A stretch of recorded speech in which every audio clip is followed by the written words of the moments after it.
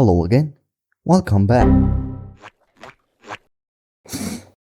Well, what you have seen now is the famous blue screen of death. Why is it famous? Because it's the crash screen of none other than Windows, the most widely used operating system in the world, more specifically Windows 11.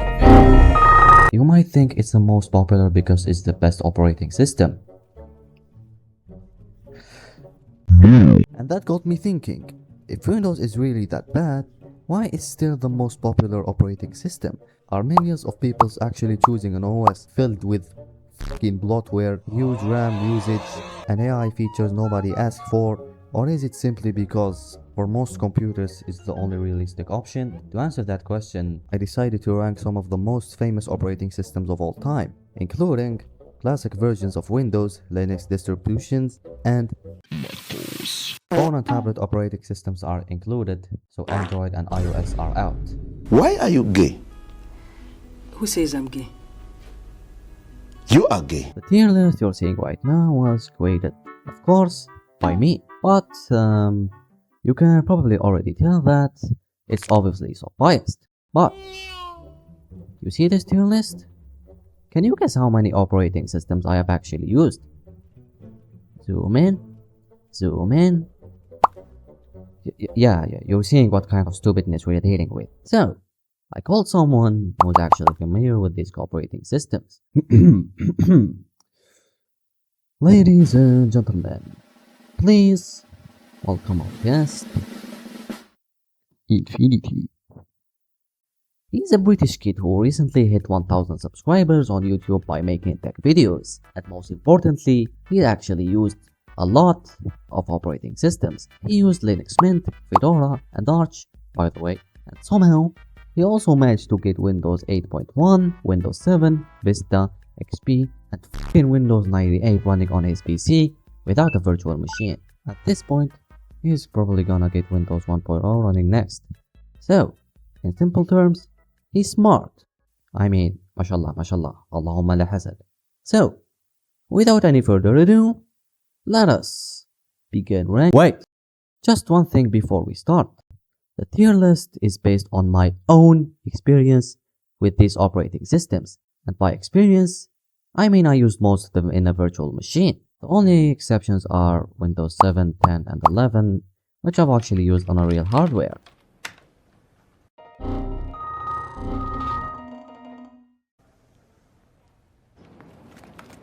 So, for real this time, without any further ado, let us begin ranking. Windows XP.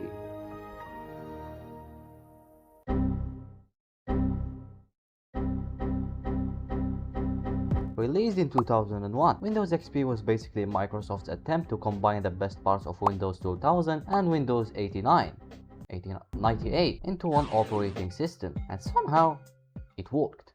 And worked very well. XP was simple, stable, and relatively lightweight for its time, but it also looked really damn good.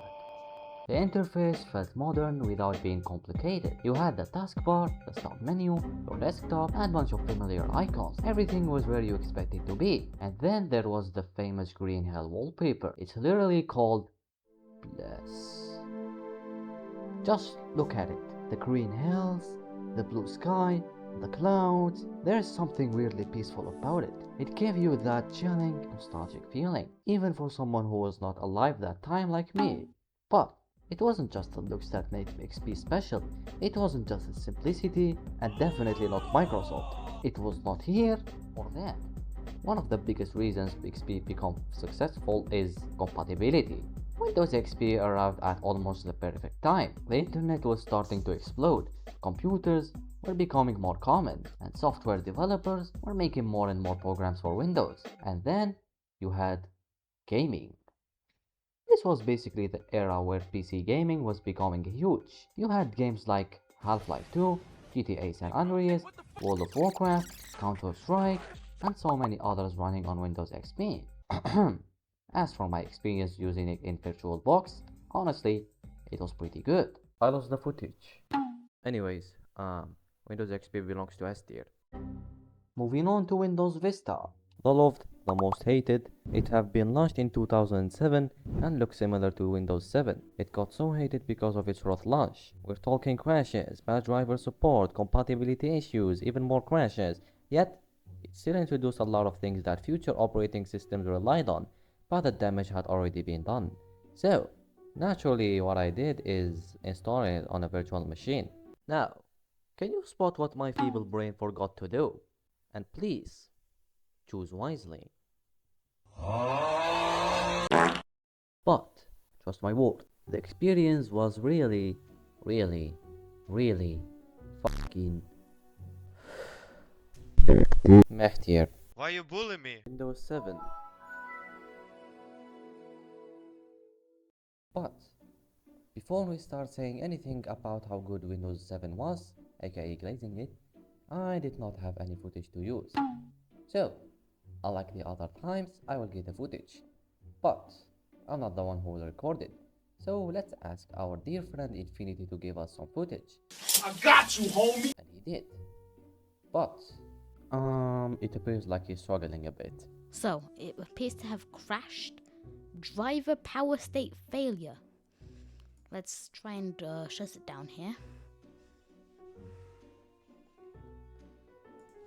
It appears to not be shutting down. Okay, I'm going to retry booting it and hope that it works. So, good sign. It's not crashing. Personalized. Does Windows error work? Yes! Glorious. Can we change the resolution here? Does it do 4K? It appears not. Oh, I could just full screen this. I can just full screen this. Even though it's busy breaking itself. Yay. So it's not working too well. It seems to be kind of broken. I'm going to assume that this is an issue of VirtualBox itself, which is why I'm going to lower the screen resolution here. Yeah, as you can see here at this resolution, we don't have any graphical glitches. We might be able to highen it a little.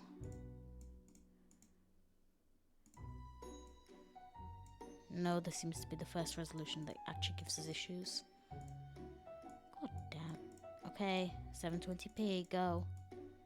Okay, this seems to be the maximum usable resolution. Oh, not even this is usable. Anyways, back to glazing Windows 7. Or you know what? I'm not talking too much about this. Windows 7 is the best operating system of all time. Without a doubt. It was beautiful. The nostalgic taskbar, those personalization settings, the wallpapers, those cute little desktop widgets that didn't really do anything important, but were just so fucking adorable, and probably the best version of Microsoft Paint. In simple words, Windows 7 was just a pure perfection, absolutely goated tier. Windows 8. The UI is trash! Switching between the desktop and the fucking tiles mode is just annoying and inefficient. Microsoft took everything that made Windows feel like Windows and threw it out of the window. And then there's the start screen. It's just a giant wall of fucking colorful tiles. And most importantly, the start menu is gone. Like Microsoft. What the fuck? The start menu had been there for years. And Microsoft just decided, yeah, fuck it, let's remove it. Fuck the users. Anyways, haram tier. Windows 10. Windows 10 was not that bad. I mean, it didn't get the hate that Windows 8 got. It bring back the start menu and got rid of the fucking entire start screen. But Windows 10 wasn't perfect. It's the first Windows that came with ads and fucking bloatware, which continues into fucking Windows 11. Now don't get me wrong, I actually like Windows 10. It's better than Windows 11, more efficient, and the start menu is better in my opinion. But the ads are fucking annoying, updates fucking annoying also, and also we had Cortana. That's so maybe halal tier or good tier, I don't know. Windows 11 or Windows 10 with a haircut, or is it? Now I want you to imagine all the bad features in Windows 10 and all of them. When you start the setup, you have to be connected to the internet, and the only way to skip it is by using the OOBE command in the terminal, which not all the people know. It have tons and tons of bloatware. The startup apps are just straight up bullshit, and the RAMs fucking swallow the RAMs for absolute shit. So, Windows 11 is in the bottom team by itself. Linux Mint. Or you know what? Come here, you're doing it. Linux Mint. Linux Mint is one of the simplest Linux versions. It has a Windows-like desktop and is generally pretty plug and play with hardware. All I had to do to install it was to flash it onto a USB with Rufus or Balena etcher, click a few buttons, and bang, it's installed. It can also be customized relatively well. The only real issue I have is WLAN support, since it's currently still experimental, but I heard they're fixing that in the next major release. Anyway, I like it. Halal tier. Arch Linux is known for being very customizable. This is Arch, and this is also Arch. By the way, it's also known for being very hard to install, and if you go the easy way and use Arch install, Arch users will shout at you. In my experience though, it's not too hard, assuming you follow tutorials and stuff. This is macOS. It's an operating system made by Apple, an appalating system, if you will. Please laugh. It's pretty good in my experience. My Mac only has 8GB of RAM and I can edit video, have 30 tabs open in Firefox, and play Minecraft. What can a Windows computer do with 8GB? Easy S tier. What the fuck? But we still didn't answer our questions. Why is Windows 11 still the most used? Well, the answer is compatibility. Linux distros are good, but not compatible with everything. For example, fucking Adobe macOS is fuck you up, and that's it. Yeah. Thanks for Infinity to join me this video. So, see you in the next video.